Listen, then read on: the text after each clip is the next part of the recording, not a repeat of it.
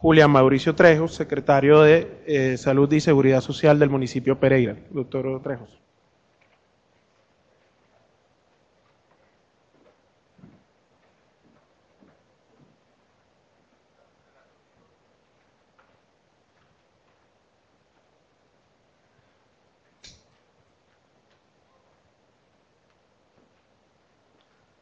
Muchas gracias a la doctora Juliana Buitrago y a la Universidad Tecnológica de Pereira por recibirnos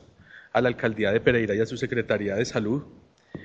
Básicamente para la Alcaldía de Pereira y para la Secretaría de Salud es una prioridad el bienestar y la salud de todos los pereiranos. Por eso promovemos actividades de capacitación y aprendizaje sobre temas que afectan a toda la ciudadanía y especialmente a los temas de salud pública. Pereira no es ajeno a la malaria y aunque no somos una zona de peligro, sí recibimos muchos casos de malaria provenientes específicamente del Chocó, la costa pacífica, los llanos orientales y el área de Urabá antioqueño. Sin embargo, eso no quiere decir que no realicemos actividades para prevenir dicha enfermedad en estos sitios priorizados y en todas las zonas de Pereira. Gracias a los controles que hemos realizado en los últimos 6 años, hemos disminuido los casos autóctonos de malaria en Pereira, sin presentarse brotes considerables en la ciudad. Las cifras nos demuestran que en el año 2014 se registraron 163 casos reportados de malaria en Pereira, 2 de ellos autóctonos, por lo que para el año anterior hicimos 8.053 visitas de búsqueda activa de casos, especialmente en zona rural, y además realizamos tratamiento a 447 criaderos de zancudo anopheles, que es el transmisor de la enfermedad. En lo que respecta al trabajo con la comunidad, dictamos continuamente talleres, de tal manera que en el 2014 fueron 115 en el tema específico de prevención para las zonas vulnerables, especialmente Caimalito y Puerto Caldas, contando con 8 puestos de información comunitaria en malaria, precisamente en estas zonas. También en las IPS capacitamos continuamente a los profesionales en malaria, teniendo 12 encuentros con ellos el año pasado. En lo corrido de este año hemos recibido 53 reportes de malaria, por lo que hemos realizado 125 visitas de búsqueda activa de casos y 10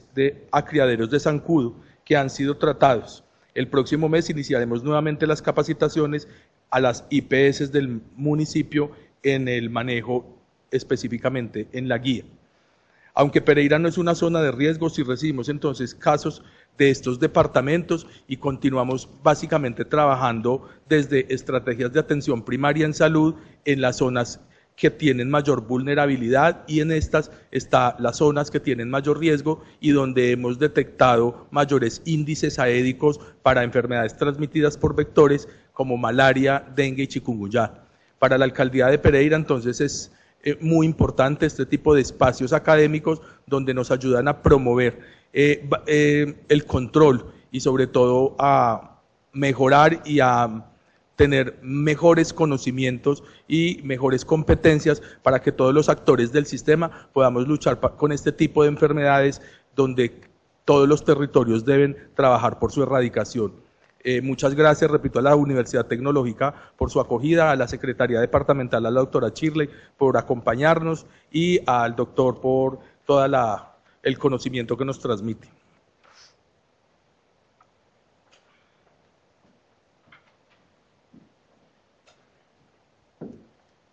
A continuación tendremos palabras de la doctora Juliana Buitrago Jaramillo, decana de nuestra Facultad de Ciencias de la Salud.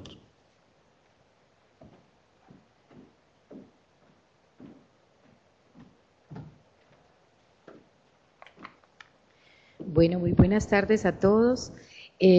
Un saludo muy especial, doctor Julián Mauricio Trejos, actual secretario de Salud Municipal. Un saludo muy especial y una bienvenida a los distinguidos conferencistas de la Secretaría de Salud Departamental, Municipal, de la Universidad Tecnológica de Pereira y a todos los que nos acompañan presencial o virtualmente. Para la Universidad Tecnológica es realmente muy satisfactorio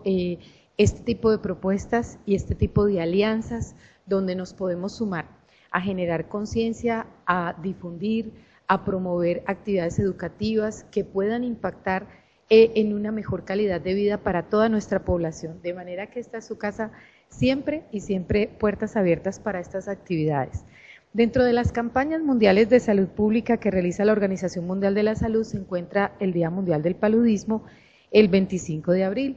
Los esfuerzos mundiales por controlar y eliminar el paludismo sí han logrado salvar millones de vidas en la última década. Esto pues por un mayor compromiso político, mayor financiación, mayores acciones conjuntas entre los países. Así las tasas de mortalidad han disminuido, pero no obstante, sabemos que en el África subsahariana son los niños menores de 5 años las principales víctimas. Este día se instituyó a instancias de los Estados miembros de la Organización Mundial de la Salud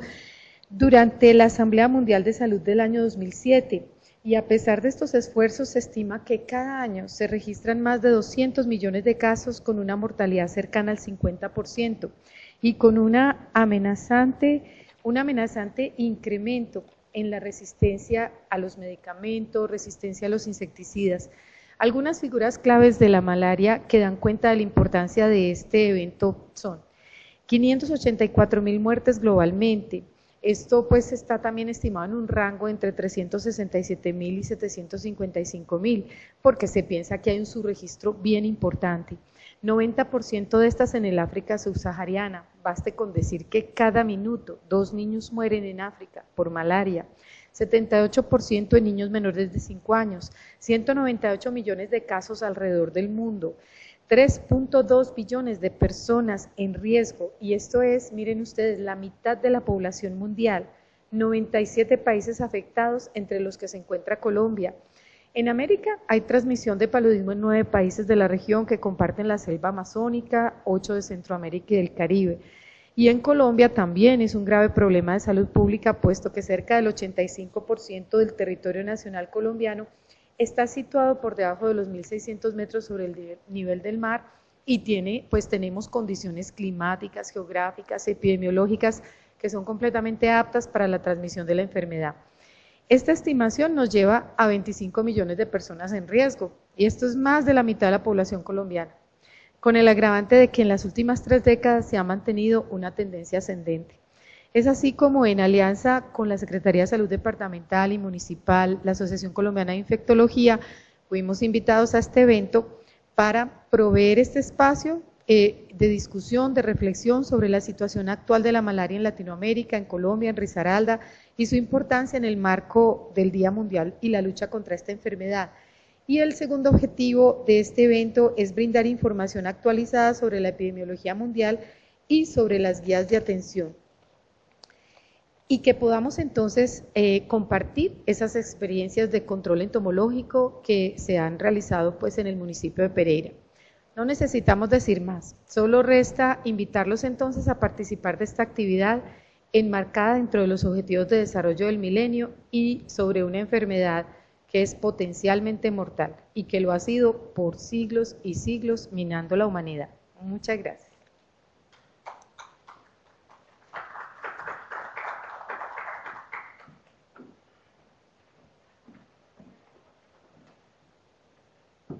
Bueno, buenas tardes de nuevo. Entonces vamos a dar inicio a las actividades propiamente académicas con las conferencias. Como ya fue indicado, vamos a hablar un poco desde el punto de vista de la epidemiología global y después nos vamos a ir introduciendo en la situación de Colombia, de Risaralda y particularmente del municipio de Pereira. Es por eso pues que en ese sentido a mí me toca dar la primera de las conferencias. Y yo quiero además a mencionar antes de iniciar pues que me parece sumamente importante que este tipo de actividades las sigamos haciendo en forma regular en conjunto precisamente con los actores como las secretarías tanto departamental como municipal, así como con la academia y con asociaciones científicas como el caso de la Asociación Colombiana de Infectología, en pro de la malaria, pero también de otras enfermedades transmitidas por vectores y otros problemas que tenemos precisamente en el contexto de todo lo que significa las enfermedades transmisibles. En el caso particular de malaria, yo también pues quiero decir que es una de las enfermedades con las que yo he estado vinculado por más tiempo, por diversas razones. Pasé más de un año metido con la OPS haciendo estudios de resistencia a drogas antimaláricas en una zona de alta transmisión en Venezuela, y desde esa época, hace ya más de una década atrás, he estado, digamos, vinculado a estudios en malaria, donde un poco de ello también les quiero mostrar y que tiene importancia dentro del contexto actual que tiene esa epidemiología para el caso de América Latina y también en el caso particular, de acuerdo a lo que hemos estado revisando en el contexto específico de Colombia y de Risaralda. Como lo mencionaba la doctora Juliana Buitrago, ciertamente la malaria sigue siendo a nivel mundial un problema de salud pública de gran importancia. Este es un problema que particularmente en el continente africano, en la llamada África subsahariana, concentra más del 85% de todos los casos de malaria que se reportan a nivel mundial, de acuerdo a las cifras del informe anual mundial de malaria. Lo cual representa, aparte de esa proporción, unas tasas de incidencia anuales o los índices parasitorios anuales muy elevadas en la región y lógicamente allí se concentra precisamente la mayor parte de la mortalidad que ocurre especialmente en la población infantil, particularmente los menores de 5 años, pero muy especialmente entre 1 y 5 años, por lo que se relaciona con aspectos de carácter de la inmunidad que en el caso de los niños cuando tienen ya más de 1 año empieza a disminuir en forma considerable lo que es el paso de anticuerpos maternos y cierto nivel, digamos, de semi-inmunidad protectora, especialmente durante el primer año de vida. Por eso que allí los estudios normalmente reportan los picos arrancando del primer año de vida en adelante. El resto de las regiones del mundo, pues, reportan menos del 15% del total de casos que se reportan en el mundo. Y es muy importante también cuando uno habla de Latinoamérica comentar que nosotros tenemos similitudes epidemiológicas bastante interesantes con lo que ocurre, por ejemplo, con el sudeste asiático. El sudeste asiático y Latinoamérica tienen algunos patrones desde el punto de vista epidemiológico, como es particularmente el tema de la distribución de la etiología parasitaria, desde el punto de vista del cual, tanto en el sudeste asiático como en la región de las Américas, predomina en forma muy considerable la etiología por Plasmodium vivax. En ese orden de ideas, también es importante hoy en día cuando hablamos de malaria mencionar que desde el punto de vista de los agentes etiológicos estamos en un momento en el cual ya no hablamos de 4 especies del parásito, de Plasmodium, que son capaces de producir la patología en el ser humano, que clásicamente eran hasta el año 2005 Plasmodium falciparum, el más asociado precisamente con mortalidad, y ya veremos también que hay cambios muy recientes durante el último año por parte, digamos, del reconocimiento de la OMS en relación a situaciones con otras especies. Luego tenemos Plasmodium vivax, que, como estamos mostrando, predomina como agente etiológico en general en Latinoamérica, y eso se ve reflejado internamente en los países y en muchos departamentos en el caso de Colombia, a diferencia de lo que ocurre en el mundo a expensas del continente africano, donde es fundamentalmente la etiología principalmente por falciparum y que se relaciona también con aspectos de carácter inmunogenético desde el punto de vista de la susceptibilidad a la infección. Luego tenemos Plasmodium malariae, que se reporta dentro del continente americano y acá en Colombia de vez en cuando también se reporta, incluido en el departamento, y ahí hay discusiones también importantes desde el punto de vista de las evaluaciones a nivel de la epidemiología molecular de dicho parásito. El cuarto parásito hasta el año 2005 era Plasmodium ovale, que no circula en el continente americano,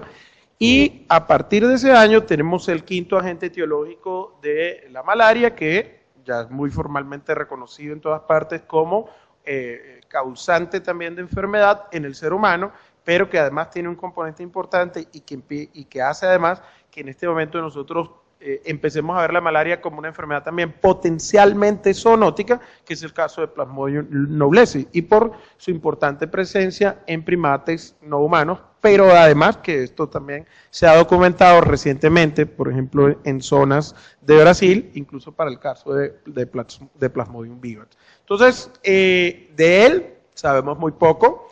y es un parásito que se identificó inicialmente en seres humanos en el sudeste asiático, Han habido ya casos importados en otras regiones del mundo, pero provenientes de allá, como es el caso de casos importados en Norteamérica, en Europa, etcétera, pero acá todavía no sabemos si él pudiera potencialmente estar circulando a nivel del continente americano. Una cosa importante a mencionar en las tendencias que se observan desde el punto de vista del comportamiento a nivel mundial con respecto a la malaria es que tanto los datos que proceden de los reportes anuales de malaria como los datos que proceden de un estudio muy importante de la Organización Mundial de la Salud que especialmente se divulgó el año pasado y antepasado, que es el estudio de carga global de la enfermedad, Global Burden of Disease Study, publicado en varios ejemplares de Lancet, indicaba ese como los datos de la OMS, que en realidad, si bien la malaria sigue siendo un problema muy importante de salud pública, ha habido una considerable reducción de su comportamiento a nivel mundial. Y eso en el caso de las Américas es particularmente importante, como veremos. Cuando hablamos además de malaria, y es un aspecto también importante, especialmente para recordar a algunas personas que no estén familiarizadas con el tema, estudiantes, etcétera, que la malaria es una enfermedad muy compleja desde el punto de vista de su ciclo, desde el punto de vista de su epidemiología y de los aspectos ecológicos que podríamos en todo esto englobar como la ecoepidemiología de la enfermedad y que ciertamente la transmisión vectorial es la forma más importante en términos, digamos, de frecuencia tanto absoluta como relativa, pero que existen otras formas de transmisión que a veces pueden reportarse. Si bien, pues, hoy en día el tema de las transfusiones y la donación de órganos es un aspecto bastante controlado y esto prácticamente ya es muy raro que pueda ocurrir, es una vía por la cual puede potencialmente ocurrir la transmisión. Pero un aspecto también muy importante y al cual especialmente en los últimos años en distintas partes del mundo se le ha,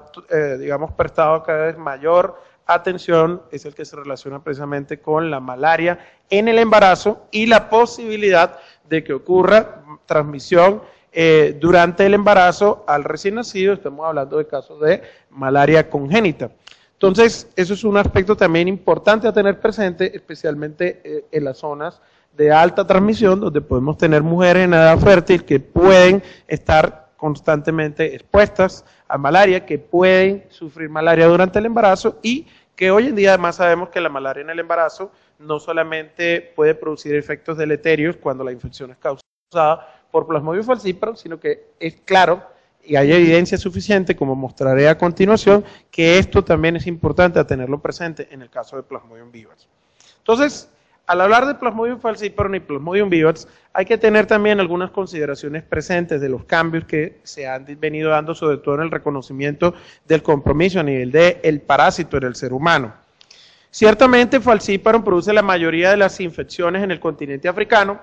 produce la mayor carga en términos de mortalidad, pero eso no quiere decir que vivax potencialmente no pueda comportarse de una manera diferente a la que en el pasado incluso clásicamente se reportaba como la llamada fiebre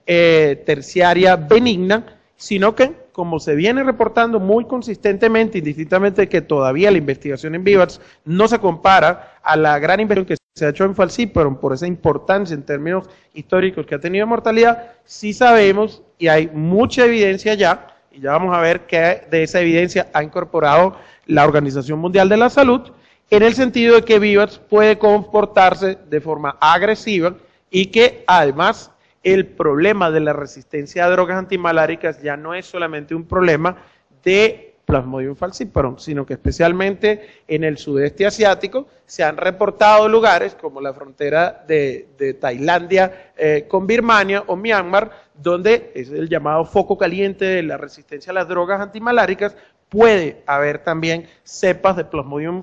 vivax que no solamente son resistentes a cloroquina y primaquina, sino que incluso son multidrogoresistentes. Entonces, eso también es un aspecto importante a considerar. En el caso particular del continente americano,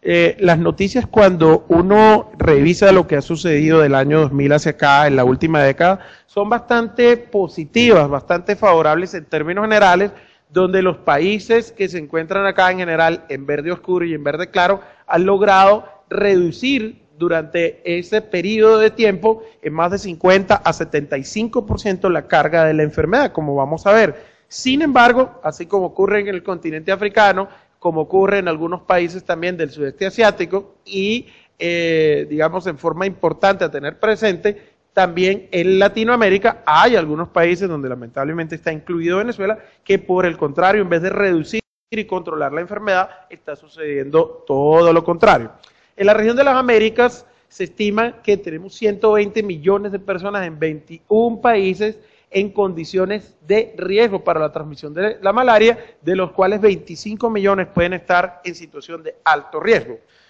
En esta región del mundo, Plasmodium vivax es responsable por más del 70% de los casos, solamente con algunos lugares, como es el caso de Haití, República Dominicana, Guyana, Surinam, donde la etiología por falciparum puede estar cercana a 50 o más por proporción de casos. Aquí está entonces lo que ha venido sucediendo en los últimos años. Fíjense lo que ha pasado desde los años 90 hasta los años cercanos, donde antes de los años 2000, el número de casos que se reportaba anualmente en la región de las Américas rondaba el 1.000.000 de casos, y ese 1.000.000 de casos se concentraba fundamentalmente en los países que comparten precisamente la región de la Amazonía: Venezuela, Colombia, Ecuador, Perú, Bolivia, Brasil y las Guyanas. Pero precisamente por los esfuerzos que se han venido haciendo en materia de control, la enfermedad se ha venido reduciendo en forma considerable, y en este momento en la región de las Américas se reporta anualmente menos de 500.000 de casos. Cada país, por supuesto, ha tenido una dinámica diferente y que obedece a razones muy diferentes desde el punto de vista epidemiológico, desde el punto de vista de los sistemas de salud, con los programas de control de la enfermedad, también de las dinámicas desde el punto de vista poblacionales. Y en ese sentido, por supuesto, Brasil es el país de mayor importancia en la región en términos de la cantidad de casos absolutos que se reportan, puesto que de ese 1.000.000 de casos que hablábamos que se reportaba en el continente, más del 50% de los casos precisamente se reportaban en Brasil, pero Brasil también ha logrado reducir considerablemente la carga de la enfermedad en términos de morbilidad, pero también muy importante en términos de mortalidad, y es las zonas de lo que es el norte y especialmente el noreste del país, donde se encuentran las mayores cargas de la enfermedad, donde se encuentran las zonas que realmente son de riesgo para la transmisión. Y ya otras zonas del país, donde en el pasado, como es el caso del noreste, eran importantes la transmisión, ya prácticamente existen muy pocos casos. Sin embargo, ellos tienen la problemática aún de que tienen muchos casos importados que vienen precisamente de estas regiones del país, por lo cual todavía es un aspecto importante a tener presente desde el punto de vista de la sospecha, desde el punto de vista de los diagnósticos diferenciales. Y un aspecto muy importante que va a tener influencia en todo esto es que los programas de control de malaria, a pesar de que la enfermedad se puede haber reducido considerablemente, el financiamiento y el apoyo a esos programas no decaiga una vez se ha alcanzado el control, porque el problema no es solamente llegar al control de la reducción en una forma significativa del número de casos, sino por supuesto mantener esa situación, mantener la enfermedad verdaderamente bajo un control y poder empezar entonces a pensar en otros términos importantes desde el punto de vista de la epidemiología de la malaria, como es hablar posiblemente de eliminación o fases de preeliminación o de erradicación en algunas zonas del continente. Fíjense otro ejemplo que es muy interesante, y es el caso de Ecuador. La experiencia en Ecuador en el control de malaria es importantísima como un ejemplo para el resto de América Latina, porque fíjense que tan solo en el año 2001 se reportaban más de 100.000 casos, y en el año 2012 ni siquiera se llegaba a 1.000 casos. Es una cifra muy considerable desde el punto de vista de la reducción. Colombia ha tenido vaivenes desde el punto de vista del incremento y la disminución. Sin embargo, en el año 2007 se reportaban más de 120.000 casos, en el año 2012 se reportaron menos de 70.000 casos de malaria. Sin embargo, como se mencionaba, la malaria sigue siendo todavía un problema muy importante de salud pública en distintas regiones del país, especialmente en departamentos como Antioquia, como Chocó, como Córdoba, donde, por ejemplo, estos tres departamentos concentran más del 50% de los casos reportados en el país. Y también, pues, con diferencias considerables, donde, por supuesto, los predominios de la etiología por vivax son muy importantes en la mayoría de ellos, pero no en todos los casos, porque en otros departamentos, como es el caso de Chocó, por ejemplo, el tema de la etiología por falciparum resulta ser todavía muy importante. Como es de esperar, desde el punto de vista de la distribución a nivel de Colombia, la población más joven, la más afectada, una proporción nada despreciable, precisamente menores de 10 años se ven considerablemente afectados por esta enfermedad, y como se analizaba en este artículo del Ministerio de Salud con el doctor Padilla, Chaparro, y con la participación del doctor Sócrates Herrera, también muy importante desde el punto de vista de lo que se hace en la atención de los casos desde el punto de vista del tiempo que transcurre entre la aparición de los síntomas y el tiempo de consulta de los pacientes. Recordando un aspecto muy importante que, por cierto, no se me olvidó incluir esta diapositiva, que tengo un esquema muy bonito sobre la gametogénesis, que en el caso de falciparum la gametogénesis es mucho más tardía a la que ocurre en vivax, por lo cual, teniendo presente que la etiología por vivax es predominante en Colombia y, por ejemplo, acá en el departamento, en el caso de vivax aún más importante precisamente para efectos de transmisión al menos, precisamente ese diagnóstico lo más tempranamente posible. En otros países como México también, fíjense lo considerable de la reducción. Y tenemos entonces ya, conforme a eso, una lista de países precisamente en los cuales estamos viendo que ellos están avanzando hacia la eliminación de la enfermedad. Pero no todo es así. Y es por eso que, como les mencionaba, tenemos países como en el caso de Haití y Guyana, pero Haití y Guyana son países teóricamente pobres, como lo reflejan los indicadores de desarrollo humano, como el índice de desarrollo humano per se, como el ingreso per cápita, que cuando se compara con ingreso per cápita como el de Venezuela, $11.475, y supuestamente un índice de desarrollo alto de 0.748, uno esperaría precisamente que, como el resto de los países, estuviesen haciendo realmente control. Y esta es la denuncia, porque la llamamos de esa manera, que nosotros hacíamos con otro colega venezolano también fuera del país y digamos doliente de la malaria y otras enfermedades tropicales, donde pues lo que ocurrió hace algunos años con prácticamente la eliminación y el desmantelamiento de los programas de control en malaria, con la no financiación, con la desaparición de las cuadrillas de fumigación, de los programas de control, de todo lo que era la escuela de malariología, que en Venezuela fue un ejemplo muy importante incluso para el mundo, donde además Venezuela logró alcanzar la erradicación de 3/4 partes de su territorio desde el punto de vista de la malaria. Pues fíjense lo que está ocurriendo. Está ocurriendo una situación en la cual, como lo denunciábamos acá en Lancet a mediados del año pasado, la enfermedad viene haciendo lo que le da la gana, viene incrementándose en forma estadísticamente significativa, y el año 2013 se reportaron en el país 76.000 casos. Si lo comparamos con lo que pasaba en Colombia, fíjense que hace unos años Colombia reportaba más de 120.000 casos y Venezuela reportaba menos de 30.000 casos anuales. Ahora ocurre lo contrario, Venezuela reporta, el año pasado cerró con más de 85.000 casos de malaria, y en lo que va de este año ya van cerca de 30.000 casos, por lo cual se puede esperar, de acuerdo a las proyecciones, que las cifras lleguen hasta más de 90 o de 100.000 casos durante lo que va a restar de año. Una situación muy grave, y yo cuando hablo de esto lo digo especialmente en los escenarios internacionales. Parte importante de esta conferencia me tocó dictarla en el Congreso Mundial de Parasitología el año pasado en Ciudad de México, y allá lo decía también el doctor Arnoldo Gabaldón, fundador del Ministerio de Salud en Venezuela y del programa de control de malaria,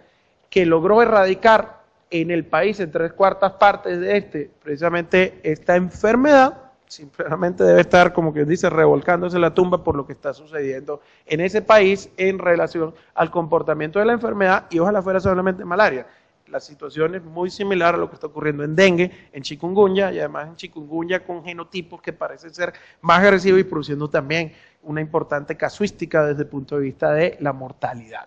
Entonces, en la región, otros países sí lo están haciendo muy exitosamente, y aquí tenemos lo que ocurre en este momento, los países que ya encontramos en fase de preeliminación de la enfermedad: Argentina, donde se considera que ya no queda ningún foco activo; Belice, Costa Rica con un foco, Ecuador con 4, El Salvador, México y Paraguay, entre otros que se van sumando a esa lista. Hay que tener presente entonces también que una de las cosas más difíciles en el control en una región como las Américas, donde precisamente queda VIVATS,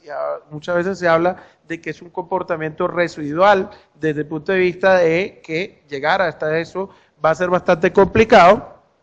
Por una serie de razones también va a ser importante, sobre todo que empecemos a mirar, como ya lo está haciendo precisamente la OMS, que VIVATS no siempre se va a comportar de forma benigna. Y este es un aspecto importante que al hablar de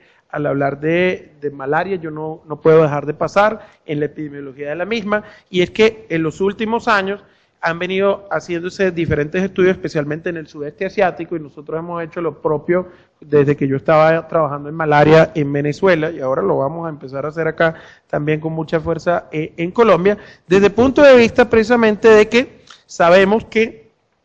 las cepas que están circulando de Plasmodium vivax podrían tener un comportamiento más agresivo, y es de hecho como analizábamos por ejemplo las series de mortalidad en relación en Venezuela, y donde observábamos que la letalidad de los casos por falciparum se viene disminuyendo significativamente, pero fíjense la situación con vivax, los casos que fallecen por vivax por el contrario pareciera que se vienen incrementando, y eso concuerda con lo que vemos desde el punto de vista clínico en las series hospitalarias, que en las cuales hemos encontrado los pacientes con malaria por Plasmodium vivax con manifestaciones de severidad que se supone se reportaban normalmente solo para falciparum, como es el caso de la anemia severa, en algunas series donde incluso hemos encontrado que la frecuencia relativa incluso de Plasmodium vivax produciendo anemia severa incluso mayor a la de falciparum, produciendo leucopenia, produciendo trombocitopenia severa en población adulta, pero también especialmente en población pediátrica en forma considerable desde el punto de vista de sus consecuencias, manifestaciones pulmonares de severidad, síndrome de distrés respiratorio del adulto, compromiso neurológico, compromiso renal, insuficiencia y falla hepática y renal aguda, y en diferentes estudios pues se venía pensando que de repente no, esos deben ser casos mixtos, eso no es una manifestación o una consecuencia de la infección por vivax, sino por el componente de falciparum, una infección mixta que de repente el microscopista o los microscopistas que vieron las láminas no lo identificaron, no identificaron falciparum, pero este caballero que está acá, un investigador que he tenido la oportunidad de conocer de la India, el doctor Dampat Kochhar, fue el primero que precisamente demostró con estudios de biología molecular que esos pacientes que incluso fallecían, que tenían malaria cerebral, que tenían insuficiencia renal, síndrome de distrés respiratorio del adulto, edemas pulmonares, anemias severas, etcétera, no amplificaban material genético para falciparum, sino que amplificaban solo material genético para Plasmodium vivax, confirmando que era realmente una monoinfección por vivax la que estaba produciendo esa severidad. Y entonces eso empieza a ser importante en estas poblaciones, como decía, la población adulta, en la población pediátrica, y también como se reflejaba en esta revisión de Tang, el Lancet Infectious Diseases, hace algunos años, empiezan a aparecer los estudios de malaria por vivax en mujeres embarazadas, en Tailandia, en la India, en Venezuela, donde lo que empezamos a ver en estas poblaciones con vivax es que también se producían complicaciones muy importantes en estas mujeres embarazadas con etiología por vivax nada más, con complicaciones severas, con aborto, con parto pretérmino, con anemia, con trombocitopenia y por supuesto eso trayendo las consecuencias a nivel también de la posibilidad de malaria congénita o malaria neonatal en esos casos. Nosotros hace ya unos cuantos meses atrás con el doctor Cristian Herrera en la Secretaría de Salud Departamental, y esto fue parte de una tesis que se hizo de epidemiología en la Universidad Andina, precisamente empezamos también a revisar un poco el comportamiento de qué era lo que estaba pasando desde el punto de vista epidemiológico, pero también un poco ver la parte clínica que se reportaba ahí con relación a la malaria acá en el departamento, y ahora se han estado haciendo otras cosas desde el punto de vista de generar a través de los datos que reporta con el Ministerio, a través del Civigila, mapas epidemiológicos no solamente para el departamento, por etiología, por formas clínicas, a nivel de lo que es el uso de sistemas de información geográfica, sino incluso haciendo análisis para ver, como en otras partes del mundo, donde, y también algunos departamentos de Colombia, donde se han encontrado que el comportamiento de la malaria tiene una asociación muy importante con el comportamiento del clima. Y esto es parte de un análisis que se va a presentar el mes que viene en el Congreso Panamericano de Infectología, precisamente con la situación de Risaralda, Quindío y Caldas, donde fíjense todos los municipios donde se logró identificar que el comportamiento de la malaria está asociado en esta serie de tiempo precisamente con el comportamiento de condiciones climáticas, especialmente, por supuesto, en municipios de importante transmisión, como el caso en Risaralda de Pueblo Rico y Mestrato, y eso era esperable, lo estábamos viendo con dengue, haciendo algunos análisis desde el punto de vista del comportamiento y de la variabilidad climática, y era esperable que eso ocurriera también para el caso de malaria. Y aquí también otro aspecto interesante, digamos en la epidemiología regional, desde el punto de vista clínico con relación a VIVATS, que también se puede involucrar y se está viendo relacionado a complicaciones en los pacientes, que uno pensaría que solamente normalmente ocurre en falcíparo. Y aquí está, fíjense, complicaciones incluso que en mayor frecuencia ocurrieron en pacientes con VIVATS que con pacientes con falcíparo, complicaciones pulmonares, complicaciones hepáticas. Y esto concuerda con los datos de Chaparro y el Ministerio con Sócrates Herrera, donde reportaban en este paper en Malaria Journal precisamente que las complicaciones hepáticas y las complicaciones pulmonares fueron mayores en los pacientes con VIVATS que en los pacientes con falcíparo. Encontrando una cosa además importante, que es que la diferencia en las complicaciones pulmonares no era estadísticamente significativa, es decir, es comparable, pero aparte que las complicaciones hepáticas, esta diferencia de 5% resultó ser estadísticamente significativa. Entonces, al hablar de VIVATS, tenemos que tener presente que VIVATS puede producir complicaciones, que VIVATS puede producir patología severa, que puede producir manifestaciones importantes de severidad como trombocitopenia severa, anemias severas, que puede producir este tipo de trastornos, y que ya las revisiones sistemáticas han dado suficiente información incluso a nivel no solo internacional, sino a nivel regional, especialmente en países como Brasil, para poder hablar precisamente de lo que en los últimos años se ha venido definiendo como la posibilidad de que la malaria por VIVATS pueda producir formas complicadas y severas, que están claramente reportadas en la literatura, donde por supuesto eso ameritará en el tiempo poder hacer algunas preguntas que desde el punto de vista de prioridades de investigación tendremos que tener presentes desde el punto de vista de la epidemiología, como cuál es la real incidencia de enfermedad severa en estudios de base poblacional en la región, o como el hecho de qué pasaría si empezásemos a ver ya criterios específicos de severidad para VIVATS, que esto ya está pasando en este momento, o cuál es la contribución también que puede tener la comorbilidad en la enfermedad severa. También aspectos desde el punto de vista de patógenos, porque al hablar de malaria por VIVATS, uno de los aspectos que es más complicado de entender al comparar con falcíparo, es que en falcíparo está claramente relacionado la patología desde el punto de vista vascular como consecuencia de la expresión de antígenos en la superficie del glóbulo rojo infectado, especialmente las proteínas del eritrocito, las PMF,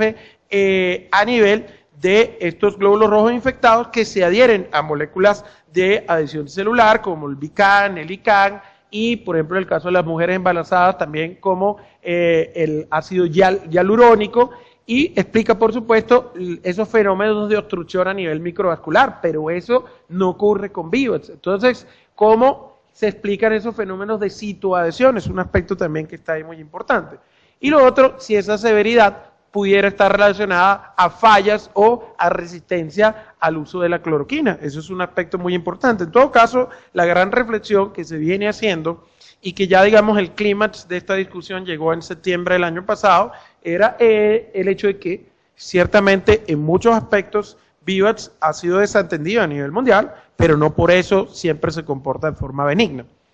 Esto es un dato muy importante y reciente, que es la revisión que hizo la OMS en septiembre del año pasado, donde ya al definir de nuevo lo que era la malaria severa, al revisar las evidencias, ya hablamos de que la malaria severa no solamente la causa falciparum. Y en este momento ya es algo aceptado por la OMS, de acuerdo a varios de sus documentos, y también veremos lo que en este momento significa la guía de tratamiento que acaba de salir el día de ayer, publicada por la OMS, que ocurre también con VIVAX, donde evidencias científicas que se han venido generando en VIVAX, particularmente en el sudeste asiático, pero también en países como Brasil y Venezuela, han permitido precisamente tener suficiente información como para decir, mire, ciertamente la malaria por VIVAX puede causar síndromes de severidad como la anemia severa, como los síndromes de estrés respiratorio del adulto, la trombocitopenia severa, malaria cerebral, entre otras complicaciones. Entonces, en ese sentido, pues, allí una de las cosas que nosotros vamos a tener que empezar también a afrontar desde el punto de vista del comportamiento de ello a nivel nacional, es ver qué es lo que está pasando también con VIVAX, cuáles son los casos que nosotros tenemos que se pueden complicar por VIVAX. En este momento están emergiendo en la literatura precisamente algunas series de casos. Ya salió este estudio que les mostraba del comportamiento durante el año 2010 del grupo del ministerio, de encontrar una proporción importante de casos por VIVAX complicados. Recientemente en el departamento del Valle del Cauca también se documentó una serie de 16 casos complicados, y en este momento pues lo que les mostraba de acá de Risaralda, que se ha revisado, y en particular de Pueblo Rico, donde también hay casos producidos por VIVAX que se han complicado. Entonces, pues todo ello también apunta finalmente a un aspecto muy importante desde el punto de vista de lo que tiene que ver con la atención, con el manejo y el conocimiento de las guías de atención en malaria a nivel nacional, que tienen particularmente importancia desde el punto de vista de lo que ocurre a nivel de estas zonas endémicas, y que es un objeto, digamos, de revisión desde el punto de vista de determinar realmente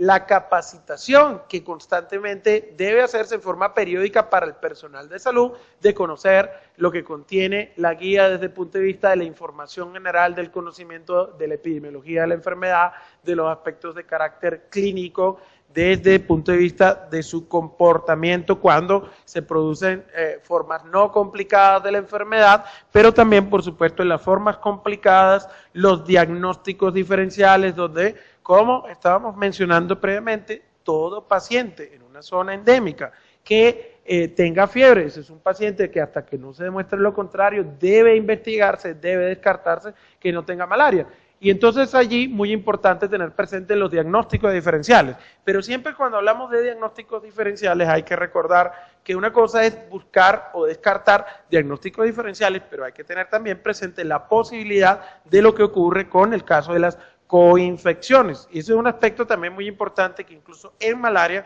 recientemente también se le ha venido dando mucha fuerza desde el punto de vista del comportamiento. Entonces es así que es muy importante que el personal conozca todo lo que se refiere a los algoritmos de diagnóstico y tratamiento, qué hacer en cada caso, en los grupos de poblaciones especiales, en las embarazadas, desde el punto de vista precisamente del manejo que se va a tener finalmente también desde el punto de vista clínico y particularmente desde el punto de vista terapéutico, es la diferencia del tratamiento que se va a aplicar en cada uno de esos contextos. En ese orden de ideas, también es muy importante mencionar el día de hoy, particularmente en este contexto del Día de la Lucha Mundial contra la Malaria, que recientemente la Organización Mundial de la Salud, a propósito de ello, acaba de emitir el día de ayer las nuevas pautas de tratamiento para la malaria, que hacen énfasis particularmente también en incluir el tratamiento no solamente de formas no complicadas, sino también de la malaria severa en poblaciones de riesgo, incluido ahí niños, mujeres embarazadas, pacientes que puedan, y ahí viene lo que les decía del tema de coinfección, tuberculosis y malaria, VIH y malaria, VIH, tuberculosis y malaria simultáneamente. ¿Por qué? Porque es que las patologías pueden estar afectando simultáneamente al paciente. Y saben, por ejemplo, que la experiencia que hay en África con los casos de coinfección con malaria y tuberculosis es importante desde el punto de vista de lo que ocurre con las respuestas desde el punto de vista de la inmunidad humoral y los perfiles de citoquinas, pero muy importante también lo que está reportado en el continente africano con VIH, especialmente en las mujeres gestantes, donde se sabe que el hecho de que una mujer gestante con VIH tenga malaria incrementa la probabilidad de las parasitemias y la posibilidad desde el punto de vista de casos congénitos, pero al revés también se ha identificado que la parasitemia en las pacientes con VIH embarazadas incrementa el riesgo del incremento en la carga viral y con ello un mayor riesgo también de transmisión vertical del virus de inmunodeficiencia humana. Entonces son temas emergentes que hay que tomar en cuenta. ¿Qué ocurre, por supuesto, con la población de viajeros no inmunes o semi-inmunes en algunos casos que han estado previamente expuestos, pero principalmente no inmunes? Es un aspecto también muy importante y en esta guía se hace también bastante énfasis en la situación de las poblaciones que se encuentran en medio de situación de epidemia y emergencias humanitarias. Es allí, por supuesto, entonces, que un aspecto fundamental de toda guía, que en este momento se formula, se revisa, se empieza a aplicar, es lo que tiene que ver con la parte de la medicina basada en evidencia y desde ese punto de vista, el nivel de la recomendación, el grado de evidencia que permite hacer recomendaciones como estas que están incluidas en la guía de fuerte recomendación para el tratamiento de formas no complicadas para falcíparo con las distintas drogas, con lo que se llaman los esquemas de combinación con artemisininas, lo que concierne a la duración de estos esquemas de tratamiento, lo que concierne al manejo de la población pediátrica, a el uso de las drogas también, tomando en cuenta el tema de la transmisión, el contexto de el tratamiento en momentos complicados, como puede ser a veces para el médico enfrentarse al tratamiento de una mujer embarazada durante el primer trimestre, donde a veces el médico no quiere ni ver a esa mujer desde el punto de vista de administración de drogas por el miedo a los efectos teratogénicos que de hecho muchas drogas antimaláricas pueden tener, como el caso incluso de la primaquina y el riesgo también de sangrado asociado a los déficits que se ven por la glucosa 6-fosfato deshidrogenasa, la población infantil, los pacientes con VIH, ahora se empiezan a tomar muy en cuenta en las guías precisamente estas condiciones desde el punto de vista de que el qué hacer a nivel de tratamiento en pacientes con infección por falcíparo. Pero fíjense que aquí también un aspecto muy importante por formas no complicadas de VIVATS, ovales, malaria, y ahora se incluye Knowlesi también en lo que concierne al tratamiento de formas no complicadas, pero también en la guía, como ya en septiembre se había aceptado esto por la OMS, la guía de tratamiento de 2015 que acaba de salir por la OMS, estamos hablando también de tratamiento, ¿para qué? Para malaria severa por VIVATS, y ya se sabe en el sudeste asiático que hay malaria severa por Knowlesi, donde aquí los criterios conocidos previamente postulados en el año 2000 por la OMS para falcíparo, que fue la revisión tanto para población adulta como para pediátrica, la malaria severa por VIVATS clínicamente aplican los criterios que se han definido previamente para falcíparo sin que prele los umbrales de densidad parasitaria. Y en el caso de Knowlesi, tomando presente que se define una hiperparasitemia por Knowlesi cuando los pacientes tienen más de 100.000 parásitos por microlitro. Entonces, allí en la guía, entonces hablamos de las formas severas para falcíparo, pero también se empieza a hablar de esos tratamientos para los pacientes con formas severas por otros agentes etiológicos como el caso de VIVATS, que tenemos que tener presente también en nuestro ámbito nacional y regional desde el punto de vista de esa situación. Entonces, esto es sobre todo un llamado a la reflexión, a tener presente la importancia que tiene la malaria por VIVATS, las formas severas que puede producir también este parásito, que sabemos que circulan en nuestro país, que sabemos que se están presentando, que se están documentando. Actualmente con el doctor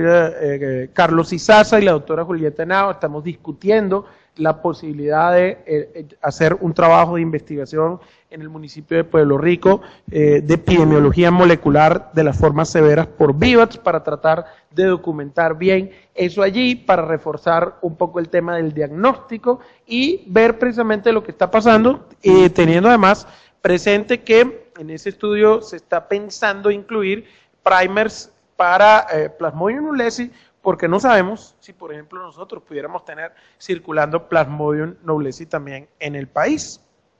Entonces, el día de hoy nosotros nos estamos anticipando a la fecha, que es en realidad el sábado, y la OMS ha concebido el Día Mundial de la Malaria como una ocasión entonces para destacar la necesidad que se mantenga el compromiso político y se siga invirtiendo en el control y la eliminación de la enfermedad. Asimismo, es oportunidad para que nuevos donantes se unan a la lucha mundial contra la enfermedad y para que las instituciones académicas y de investigación den a conocer sus trabajos científicos. En ese orden de ideas, a mí me parece una responsabilidad imperiosa y que se la he manifestado a distintas personas dentro y fuera de la universidad, y las conversaciones que hemos tenido tanto con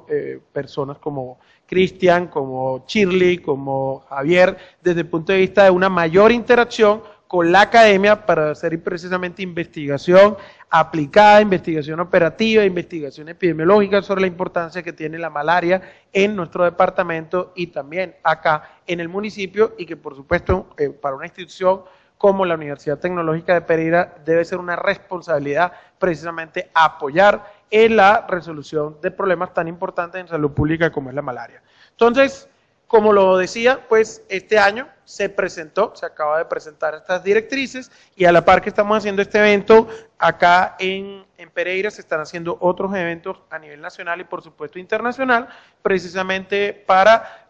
digamos, volver a retomar y a generar la conciencia sobre la importancia que tiene este importante problema de salud pública, para el cual hay que seguir invirtiendo en el futuro con el fin de que en algún momento logremos vencer por completo a la malaria. Quiero cerrar mi presentación recordando a dos grandes investigadores en el tema de malaria, el doctor Gabaldón, el cual no tuve la oportunidad de conocer, generacionalmente no tuvimos la posibilidad, me hubiese gustado, pero sí a un gran maestro y amigo de la Facultad de Medicina Tropical de Tailandia, una autoridad mundial en el tema de malaria, el doctor Sorchai Lurasuwan. Y esta diapositiva es de una zona de alta transmisión en el sur de Venezuela, precisamente de malaria, donde se concentra más del 85% de los casos en ese país, en lo que sería el estado de Bolívar. Por su atención, muchísimas gracias.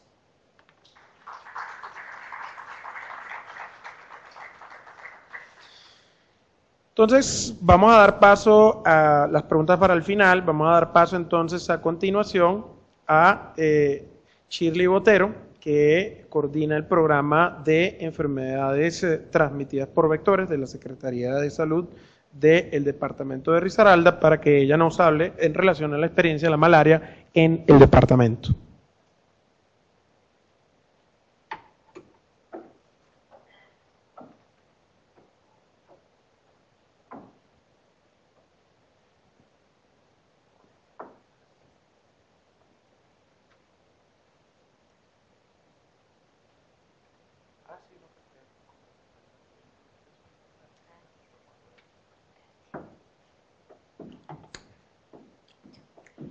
Bueno, muy buenas tardes para todos y todas, para los presentes y las personas que nos están acompañando de manera virtual. Agradecer a la Universidad Tecnológica de Pereira porque permanentemente apoya estos escenarios,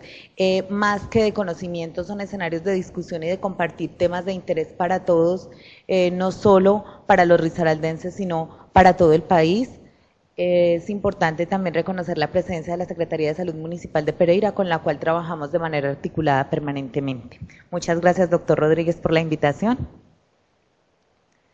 Bueno, la tarde de hoy quiero compartirles básicamente cuál es el desarrollo de la malaria en el departamento de Risaralda. El primer tema que vamos a tocar es la focalización del riesgo. En el departamento de Risaralda tenemos básicamente la presencia de algunos vectores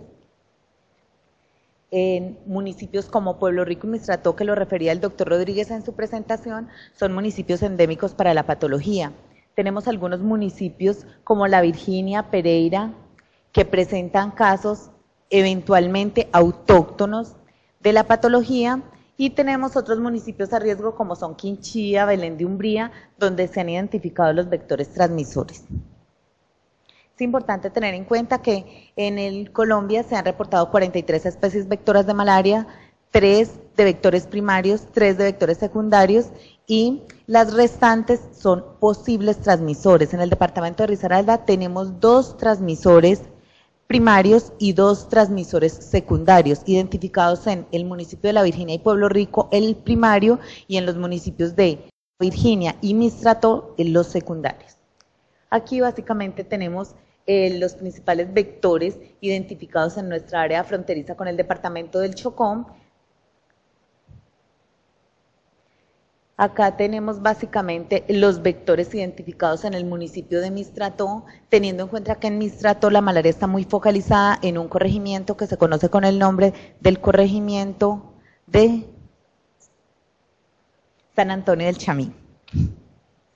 Bueno, el comportamiento de la malaria en el departamento, básicamente lo limitamos acá desde los años 2008 hasta 2014. Vemos cómo tiene un comportamiento en ascenso del año 2008 al 2010. En el 10 tenemos un pico representativo de la patología. Es necesario tener en cuenta que este año se da una epidemia nacional de malaria que es enmarcada por la gran epidemia de dengue que hubo, que no sabemos aún si fue la epidemia más grande de la historia en dengue o la mejor reportada. Sin embargo, se enmascara completamente esa epidemia de malaria a nivel país, donde hay también un número considerable de muertos. Es importante ver cómo en el 2011 hay un descenso en el número de casos, 2012-2013 se mantiene un promedio, en el 2014 nuevamente desciende el número de casos. Nosotros reportamos en promedio 981 casos al año de malaria, entre malaria vivax y malaria falciparum. Tenemos además algunas malarias mixtas, también algunas malarias complicadas, que como lo refería el doctor Rodríguez en su presentación, estas malarias complicadas y las mortalidades que hemos tenido en el departamento, que son en promedio 1 al año, durante los 5 últimos años hemos tenido 5 mortalidades, 3 de ellas asociadas a malaria por Plasmodium vivax. Entonces es mirar la importancia y reiterar la importancia de esta investigación a que le hacía referencia, de mirar la complicación de la malaria vivax, que antes creíamos que no generaba ese grado de mortalidad y que últimamente en el país empieza a incrementarse considerablemente. Es importante tener en cuenta que en el departamento el 90% de los casos de malaria que reportamos son malarias por Plasmodium vivax. Solo se reporta malaria por Plasmodium falciparum, eventualmente en el municipio de Pereira, y tenemos un reporte importante en el municipio de Pueblo Rico. Básicamente el 65% del total de casos reportados en el departamento de malaria son procedentes del municipio de Pueblo Rico. El 11% del municipio de Mistrató, el 22% importados, y lo vamos a ver en unas diapositivas posteriores, que algunos casos tienen una notificación de municipios por errores básicamente en la notificación del caso, porque no hemos identificado el vector y porque al hacer la investigación del caso se detecta que la persona ha venido procedente de otra localidad, bien sea del departamento o de fuera del mismo. Cuando hacemos referencia a importados de otros departamentos, uno de los departamentos que nos importa casos permanentemente es el departamento del Chocó, incluso recibimos muchos casos de los Santanderes.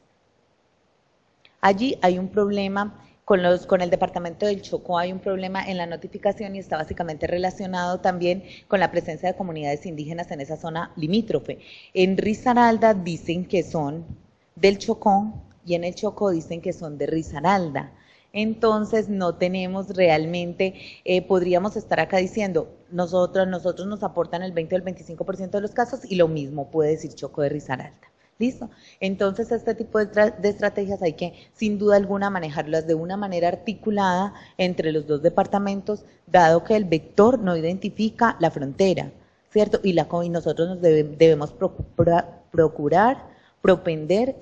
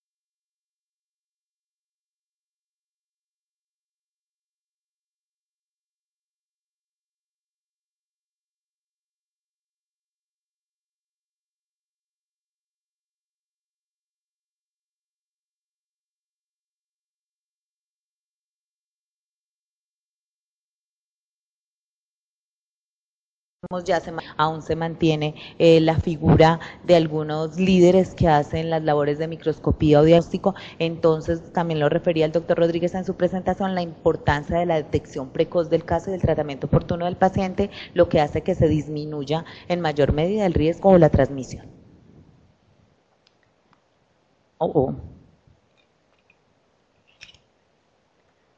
Pueblo Rico. Entonces vemos como en Pereira hay 6 casos reportados, ya los compañeros de Pereira en su presentación precisarán más sobre el municipio de Pereira. Es importante tener en cuenta que en Pereira se reciben muchos casos, como lo mencionó el doctor Julián Mauricio Trejos en su presentación, se reciben muchos casos importados de otros departamentos, pero de igual forma en oportunidades se presentan casos autóctonos en algunas de nuestras localidades. En el municipio de Pueblo Rico a la fecha llevamos 91 casos de malaria.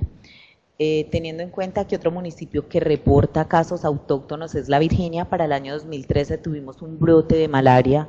que podríamos estar considerando que es malaria urbana porque es en un bar de La Virginia. Sin embargo, en las discusiones en el Ministerio y en el Instituto Nacional de Salud refieren que es un caso de malaria periurbana porque es una zona de frontera y muy difícil de definir. Sin embargo, nosotros preferimos dejarlo con esa connotación de urbana porque corresponde a unos barrios que están ubicados cerca al río Risaralda, pero hacen parte del casco urbano del municipio de La Virginia.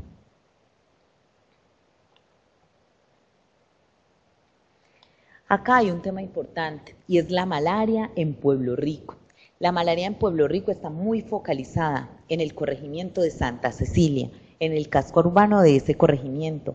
pero además la tenemos en unas veredas aledañas, Baricuriara, Santa Rita, Sinaí y Docabú. Con Santa Cecilia es la importancia de ese flujo poblacional permanente entre Risaralda, el departamento del Chocó, o entre el centro del país y la zona pacífica. Entonces, eso hace que cada vez la gente sea más vulnerable y esté más expuesta, ¿cierto?, a la transmisión de la patología. Y Santa Rita tiene unos procesos de minería altamente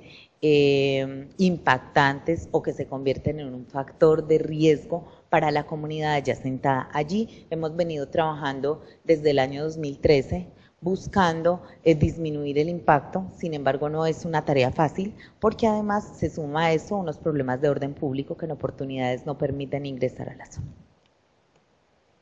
¿Listo? Acá tenemos esta diapositiva, solo la quería traer para que miráramos la concentración de casos y lo que les refería en el municipio de Pueblo Rico, ¿cierto? Mirando cómo esa zona de Santa Cecilia, esos límites, son los que concentran la mayor cantidad de casos presentes en el municipio.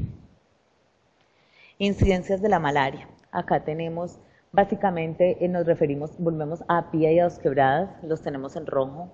porque básicamente se constituyeron en malarias complicadas al 100%, pero ninguno de los dos presenta transmisión autóctona. Entonces es mirar el ajuste de casos, pero sin duda alguna nuestra mayor problemática está focalizada en el municipio de Pueblo Rico, donde el total de la malaria nos permite evidenciar que por cada 100.000 personas,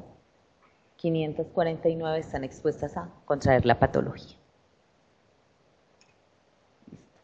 Eso básicamente era como la contextualización del tema de malaria en el departamento. Ahora vamos a mirar cómo se aborda el programa, tanto regular como contingencial. Primero, el abordaje del evento se hace desde el enfoque promovido por Plan Decenal de Salud Pública, que es la Estrategia de Gestión Integrada para el Control de las ETB y la Zoonosis. Básicamente es un abordaje en 7 componentes. Primero, inteligencia epidemiológica, que involucra todo lo que tiene que ver con laboratorio, con la epidemiología como tal y con el trabajo entomológico, el estudio de los vectores. Posteriormente, la gerencia del programa, que es todo lo que tiene que ver con la abogacía. El programa, en el marco de la estrategia, en el marco del nuevo Plan Decenal de Salud Pública, los programas dejan de ser programas individuales. Para el caso del programa de enfermedades transmitidas por vectores, dejó de ser un programa única y exclusivamente de salud ambiental que propendía por el mejoramiento o por la vigilancia de los factores de riesgo del ambiente, para convertirse en un programa integral, un programa que buscaba articular todos estos componentes. Entonces, la gerencia del programa hace la abogacía, pero tiene que traer a la gestión del conocimiento. en el marco de esa gestión del conocimiento es donde nos podemos aliar con las universidades, donde se abren todos esos escenarios de investigación para buscar herramientas que nos permitan el abordaje más integral de los eventos de interés en salud pública, en este caso de malaria, que es el que nos compete en la tarde de hoy. Promoción en la salud y la prevención primaria de la transmisión, muy enfocada a ese trabajo comunitario. El problema deja de ser de los entes de salud única y exclusivamente para llegar a las comunidades. Las comunidades también tienen su parte, las comunidades también son responsables de su salud y tienen que promover su autocuidado. Si bien en malaria la transmisión es del peridomicilio y el extradomicilio, en enfermedades como dengue, chikungunya y el nuevo Zika, esa prevención es muy desde el entorno, desde la vivienda. Entonces mirar cómo podemos empezar a ser parte de esas personas que mediante el autocuidado disminuyen los factores de riesgo para la propagación de estas patologías. Prevención primaria de la transmisión, manejo integrado de vectores.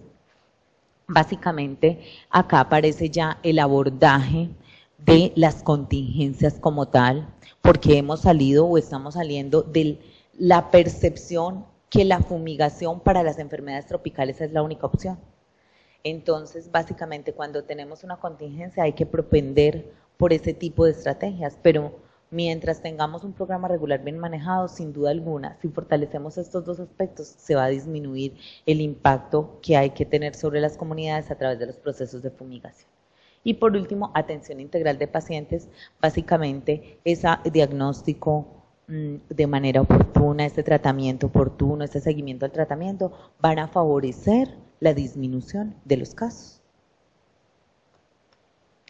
Y en el marco de las contingencias se maneja el mismo esquema del programa regular, pero se abordan unas líneas de acción muy específicas y hay que hacer pues unas tareas mucho más articuladas, hay que hacer unas tareas que sin duda alguna las tenemos que fortalecer e intensificar, y son coordinación, organización sectorial e intersectorial, porque no es el abordaje, como les decía, solo desde el sector salud, sino de muchos otros sectores que cada vez cobran más fuerza dentro del trabajo de la salud pública, la inteligencia epidemiológica, la gestión del conocimiento, manejo de brotes y contingencias, la comunicación del riesgo, que cobra mucha fuerza, la atención integral de casos, prevención primaria de la transmisión y la movilización social. Sin duda alguna, el proyecto Malaria Colombia a nivel país, que es un proyecto del Fondo Mundial para quienes no lo hayan escuchado nombrar, este proyecto ha logrado avanzar un poco en el desarrollo de la movilización social en el tema de malaria, básicamente a través de la implementación de la estrategia COMBI en 5 departamentos del país. Este proyecto está por culminar, hicieron un trabajo importante, en unos departamentos se vio más el fruto que en otros y es a través de la entrega de toldillos, pero estos son estrategias que, como lo mencionaba el doctor Rodríguez también en su intervención, son estrategias que requieren que la inversión sea permanente. Cuando ellos hicieron un trabajo, hicieron una entrega de una cantidad significativa de toldillos en departamentos como Chocó, pero esos toldillos tienen una vida útil. Entonces, por ahora que estaba el proyecto montado, que se les hacía seguimiento, las comunidades lo empleaban, pero ¿qué va a pasar? Ellos ya están terminando, el cierre del proyecto es este fin de semana. ¿Qué va a pasar en esas comunidades ahora que el proyecto se acaba? Sí quedarían lo suficientemente apersonadas del tema las comunidades como tal y sí estarán los recursos disponibles para dar continuidad al proceso de los toldillos, para dar continuidad a los microscopistas, para dar continuidad a todas esas personas que hacen esa vigilancia comunitaria. Entonces, yo creo que son preguntas que tenemos que hacernos porque sin duda alguna se requiere que estén latentes, ¿cierto?, para poder tener realmente proyectos que impacten a las comunidades y que sean ellas mismas quienes les puedan dar su desarrollo, buscando que disminuir el número de casos no solo en el departamento de Risaralda, sino a nivel país, buscando de pronto no ser tan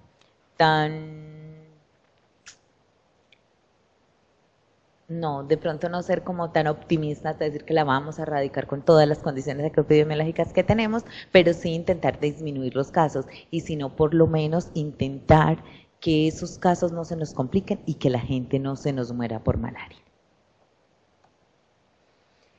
El cuarto punto son las actividades desarrolladas en los municipios priorizados. Nosotros tenemos como municipios priorizados para malaria indiscutiblemente Pueblo Rico, nuestra mayor carga, pero también aparecen municipios como Mistratón, como La Virginia y obviamente como Pereira, manejado por la Secretaría de Salud Municipal.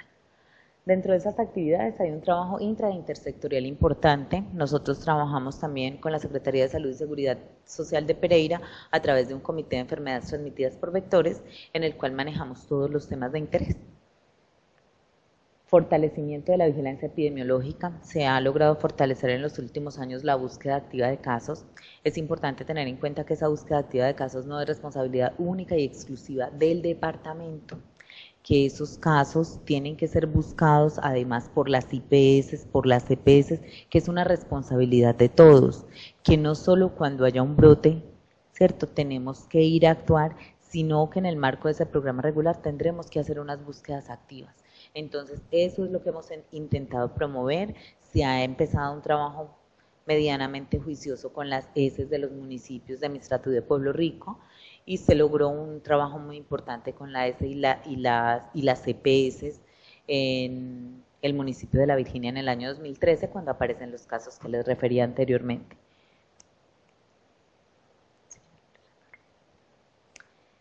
Básicamente,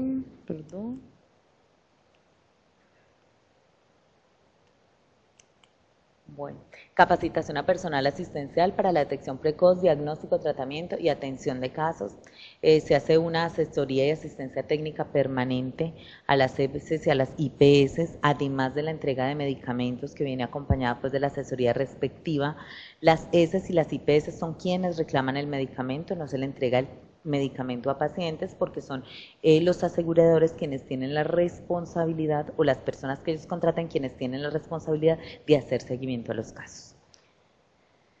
Básicamente, capacitación este año, el 13 de enero se hizo una capacitación con personal asistencial, médicos, bacteriólogos y enfermeros, con la cual contó con el apoyo de profesionales del Proyecto Malaria Colombia y del Instituto Nacional de Salud en el tema de malaria, toda la parte asistencial, desde la mirada del laboratorio hasta la parte asistencial del caso para el personal de medicina. Estudios de foco. Los estudios de foco se realizan a través del grupo funcional de la Secretaría de Salud Departamental. A estos estudios va una persona del área de epidemiología, médico epidemiólogo, va una persona del área de la biología para mirar la entomología de las especies, hacer capturas, mirar los hábitats, van personas de bacteriología, van auxiliares del programa buscando hacer una intervención integral de determinada comunidad, y estas comunidades se seleccionan conforme al número de casos. ¿Listo? Orientación a la población a través de medios de comunicación e intervención química y física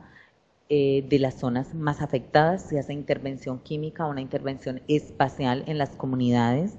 cuando así lo ameritan. Se hace además intervención, búsqueda e intervención de los potenciales criaderos del vector transmisor. Se hace también un trabajo entomológico, que es el que nos ha permitido identificar las especies vectoras que tenemos en el departamento. Se hace entrega de toldillos a comunidades según focalización del riesgo. Se hace caracterización de riesgos ambientales y culturales. Porque se hace mucho hincapié en riesgos culturales? Porque en malaria y en la zona donde la tenemos ubicada confluyen las tres etnias. Hay afrodescendientes, hay indígenas y hay mestizos. Para todos ellos se requiere un abordaje diferente. Por ejemplo, los afrodescendientes aceptan de una muy buena forma el uso del toldillo, acatan las recomendaciones y le dan el uso adecuado. Con la comunidad indígena el uso del toldillo es un poco más difícil. A pesar de la capacitación, a pesar de la orientación, son más escépticos a la hora de emplearlos y los usan con otros fines diferentes a los fines para los cuales se entrega. Entrega de medicamentos a las IPS y a las CPS. Es de anotar que el departamento no hace la adquisición de esos medicamentos, sino que el departamento recibe de la nación la asignación de los medicamentos conforme al número de casos por cada una de las patologías. Actividades comunitarias como los comités de vigilancia epidemiológica comunitaria, buscando que las personas tengan la percepción del riesgo, principalmente en esa zona de Santa Cecilia, del corregimiento de Santa Cecilia, donde los indígenas aún tienen unas prácticas culturales de llevar a las personas a sus propios médicos, y cuando definitivamente no son capaces de tratarlos con sus hierbas es que los llevan a la medicina occidental. Entonces es buscar cómo podemos hacer un enlace con ellos, buscando que esos pacientes no nos lleguen tardíamente con altas complicaciones y no podamos hacer nada por la vida del paciente. Básicamente, les comparto esta frase: la construcción del saber y del saber hacer sobre una enfermedad como malaria, en compañía de las personas y las comunidades que son afectadas cotidianamente por ellas, me perdonan el error, es una tarea necesaria y pertinente para su prevención y control. Es una frase del Proyecto Malaria Colombia, quien se metió en las comunidades y quien hizo un trabajo importante con ellas. Indiscutiblemente, si no hacemos un trabajo diferenciado por etnias y si no hacemos un trabajo con esas comunidades que son las afectadas, difícilmente podamos combatir la patología y disminuir su propagación. Muchas gracias.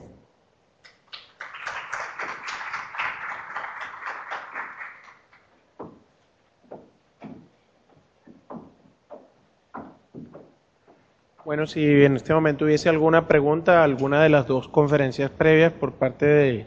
los que se encuentran en el auditorio, no sé si tenemos esa posibilidad también vía virtual.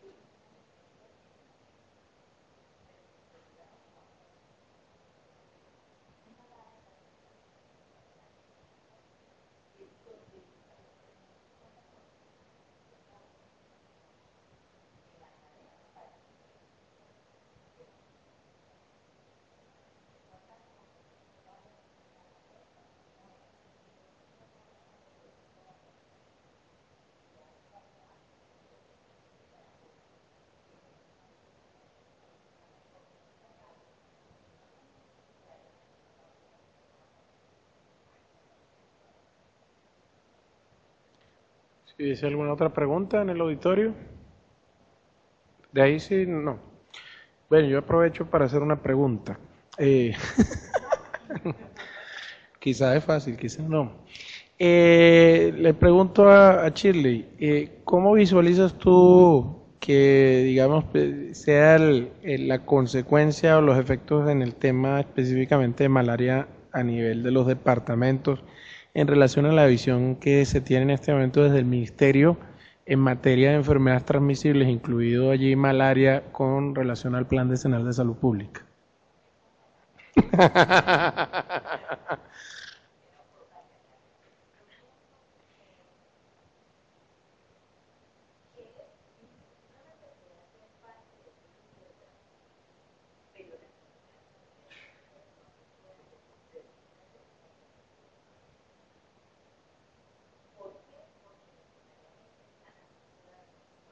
Sí, claro.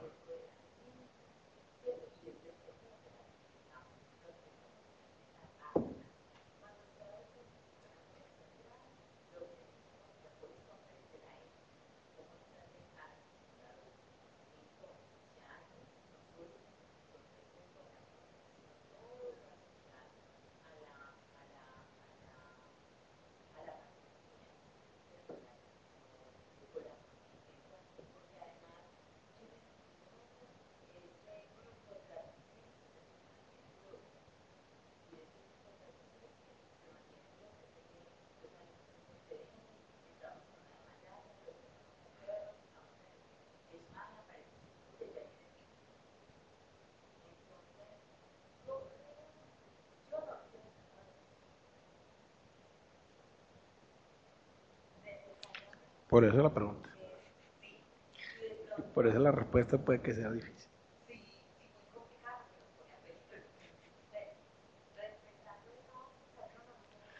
Claro.